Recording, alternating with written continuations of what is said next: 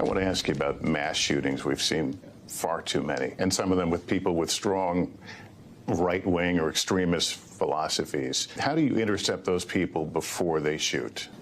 This is the most difficult question in a democracy. We have to respect the First Amendment. We can't just troll the internet looking what everybody in the country is doing, but we have joint terrorism task forces. Members of Congress are also trying to answer what the Attorney General just called the most difficult question in a democracy. Tomorrow, the House Oversight Committee will ask AR-15 manufacturers about their role in America's gun violence epidemic. For the first time in decades, the House Judiciary Committee has advanced a bill to ban assault weapons. But Democrats and Republicans clashed before the party line vote. An assault weapon's only purpose is to kill people efficiently. They are obsessed with attacking law-abiding Americans' Second Amendment liberties. We are paying for these weapons of war on our streets with the blood of our children sitting in our classrooms. They are coming for your guns. They're listing them out in this extensive legislation. They say that when we argue for removing weapons of war from the streets of America, we're actually telling them to repeal the Second Amendment. Mr. Chairman, we are not telling them to repeal the Second Amendment. We are telling them to read the Second Amendment. We welcome back Ryan Busse, a former firearms executive who helped build one of the world's most iconic gun companies. He's now a senior advisor at the gun safety organization Giffords. He's also the author of Gunfight, My Battle Against the Industry That Radicalized America. Ryan, you have got a very big day tomorrow. You're testifying in the hearing. Give us a preview. Yeah, I am testifying against some of the folks that I was in the industry with for some time, testifying with them. And I think it's very important that I stand up for responsible gun owners. I am one of those responsible gun owners, and I think it's high time. Frankly, I'm with Jamie Raskin there. There is no right that exists in a democracy that isn't balanced by responsibility and regulation. And right now, our balance is way out of whack. And some of the actions that the industry has undertaken as of late, the kind of irresponsible marketing that is being propagated on the country is just it's beyond the pale, to be honest.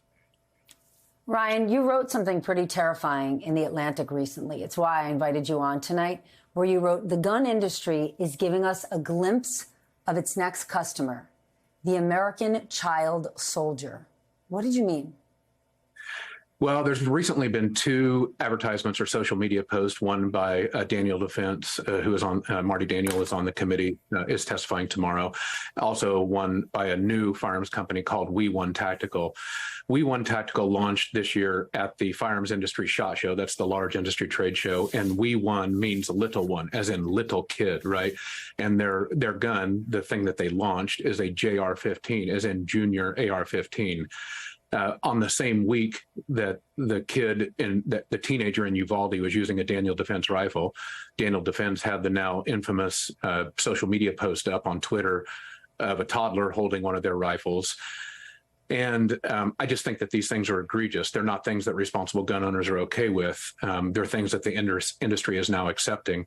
And if those are a forebear of the kind of marketing efforts that we're going to see targeting kids, we've been targeting troubled young men with marketing, and now we're going to target kids. I mean, I think, the Congress needs to step up and do something.